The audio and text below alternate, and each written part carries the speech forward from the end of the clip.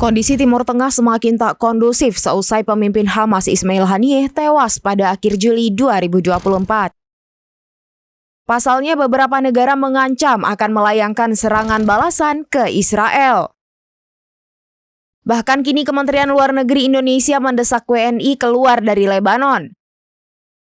Dikutip dari tribunnews.com, pernyataan itu disampaikan Kemenlu melalui siaran persnya pada Minggu 4 Agustus. Pihaknya meminta agar WNI tidak melakukan perjalanan ke Lebanon, Iran, dan Israel. Hal itu dikarenakan perkembangan kawasan Timur Tengah yang semakin mencekam. Oleh sebab itu menghindari 3 wilayah tersebut demi keselamatan dan keamanan.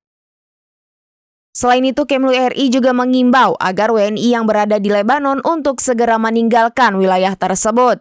Jika ada WNI yang berada di 3 wilayah tersebut, Kemlu minta agar warga meningkatkan kewaspadaan. Bahkan WNI diminta terus mengikuti langkah-langkah kontingensi yang diarahkan oleh perwakilan Indonesia. Selain pemerintah Indonesia, sejumlah negara barat seperti Amerika Serikat, Inggris, dan Perancis telah terlebih dulu mendesak warganya segera meninggalkan Lebanon. Dikhawatirkan ketegangan di Timur Tengah yang semakin memanas akan memicu meluasnya konflik di wilayah tersebut.